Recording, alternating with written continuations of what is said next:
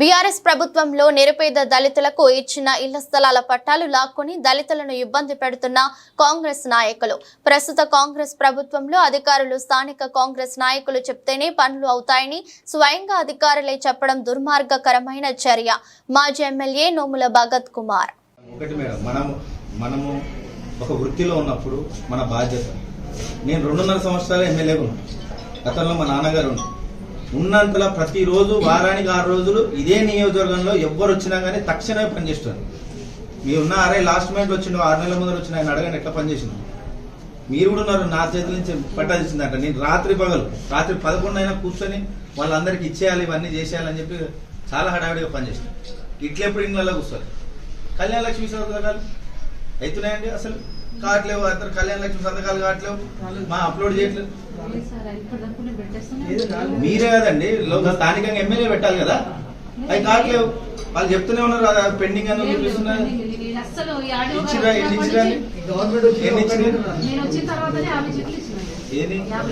ఎప్పుడు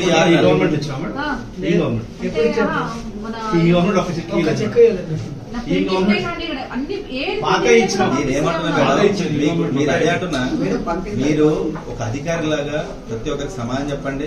జరుగుతున్నది ఏమన్నా ఉంటే వాళ్ళు కూడా ఇక్కడ స్థానికంగా ఎమ్మెల్యే ఎవరో వాళ్ళని పోయి కనుక్కుంటారు, పని చేయించుకుంటారు, మాలో కూడా పని. కానీ కాంగ్రెస్ నాయకులనే పోయి కలవమంటే బలవంతం చేయకండి. నేనేమంటున్నా, రాజకీయాలు చేసే వాళ్ళు ఉంటారు. కొన్ని ల్యాండ్ దాంట్లో అవుతున్నాయి, ప్రతి దాంట్లో అవుతున్నాయి, దాంట్లో మేము భరిస్తున్నాం. కానీ ఎంఆర్ఓ ఆఫీస్ లో, కలెక్టర్ ఆఫీస్ లో కూడా కాంగ్రెస్ కార్యకర్తల రాజకీయాలు చేస్తామంటే మాత్రం మరీ దారుణంగా ఉంటుంది అంటున్నా. నేను ఎక్కడ కూడా మీరు ఇదే ఊరిలో ఈ 50 మందిని పట్టుకున్నాడు.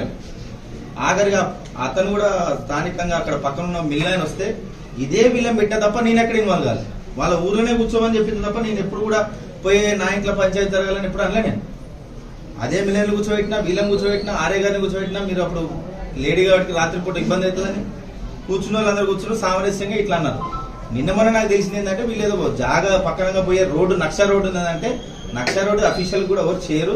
ఒకవేళ వీళ్ళు ఏమైనా చేస్తుంటే వీళ్ళకి కూడా చెప్తాం, కానీ వీళ్ళకి మాత్రం ఇబ్బంది పెట్టగానే అందరికి చెప్పడం జరిగింది. మీరు కూడా నేను ఏమంటున్నా అంటే, ఇష్యూ ఏంటంటే మనం చేసిన దాన్ని వాళ్ళ నోటికాడ కూడా ఇచ్చి గతంలో మీ మీద తప్పు చేసినాం అన్నట్టు లేదు. ఎందుకంటే అన్ని మండలాలు ఇచ్చినాం, మీ ఒక్క మండలం కాదు.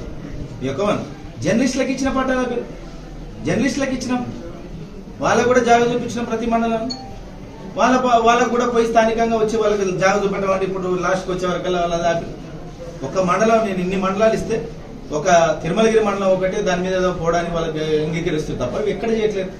నేను ఏమంటున్నా, మేము ఏమైనా చేస్తే దానికన్నా ఇంకొక 10 ఎక్కువ మంచి చేసి చూపెట్టాలని మేము కోరుకుంటాం. అదే మంచితోటే ఇక్కడికి వచ్చినాం. ప్రజల తరఫున కొంచెం అయ్యేటట్టు చూడండి. నేను కూడా కలెక్టర్ గారితో మాట్లాడతాను. ఏమైనా చిన్న ఏమంటే అది వాళ్ళకి చెప్పండి. కానీ ఎక్కడున్నా కానీ ఎమ్మెల్యే గారు ఏమైనా కలవాలనుకుంటే ఆయన కలవమని చెప్పండి. కింద నాయకులను కలిసి వాళ్ళని కలిస్తేనే పని అవుతుంది అనే ధోరణిలో మాత్రం ఉండకండి. అది మా రిక్వెస్ట్ పర్సనల్.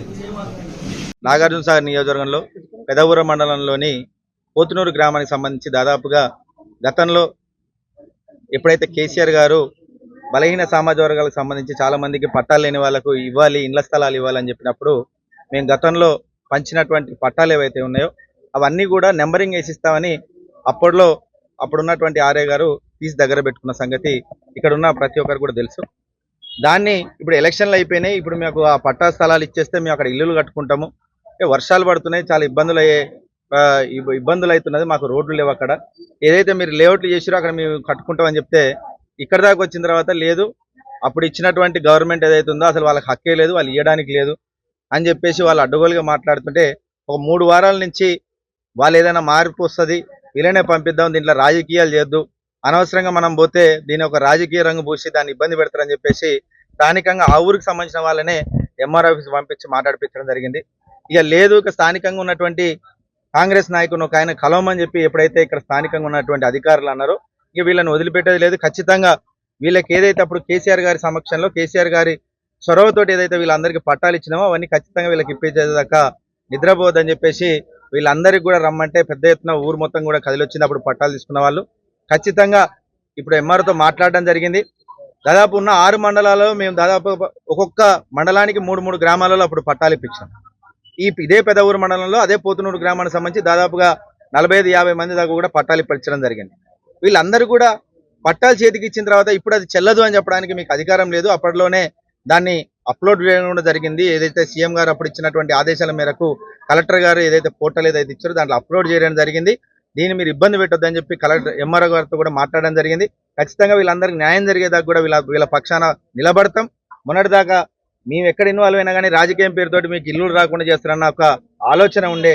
కానీ ఇప్పుడు మాత్రం మీకు ఏదైతే మీరు ముందుకు వచ్చి మమ్మల్ని ఇబ్బంది పెడుతున్నారు సార్ అవి ఇవ్వరు సార్ అని మీరు ఎప్పుడైతే మా ఇక్కడ స్థానికంగా ఉన్నటువంటి ప్రజలు అడిగిరో ఖచ్చితంగా వాళ్ళందరికీ పట్టాలు వచ్చేదాకా వాళ్ళ తరపున నిలబడి వాళ్ళందరికీ ఇప్పించేదాకా వాళ్ళందరితో ఉంటామని కూడా వీళ్ళందరికీ తెలియజేస్తూ ఎంఆర్ఓ గారికి మేము ఒక దరఖాస్తు పెట్టడం జరిగింది. దీన్ని కలెక్టర్ గారి దృష్టికి కూడా తీసుకెళ్తాం. ఖచ్చితంగా వీళ్ళందరికీ ఇల్లులు వచ్చేదాకా చేస్తామని చెప్పి కూడా తెలియజేస్తున్నాం. ఇది ఒక్కటే కాదు, నాగార్జున సాగర్ నియోజకవర్గంలో గడిచినటువంటి 7 నెలల్లో ఇప్పటి వరకు ఒక పోలీస్ స్టేషన్ పైన, ఒక ఎంఆర్ ఆఫీస్ పైన, ఒక ఎండి ఆఫీస్ పైన ఎక్కడికి పోయినా కానీ స్థానికంగా ఉన్నటువంటి నాయకులు చెప్తేనే ఇక్కడ పనులు అవుతాయని సాక్షాత్తు ఇక్కడ ఉన్నటువంటి అధికారులే స్వయంగా అనడం నిజంగా చాలా సిగ్గుచేటు.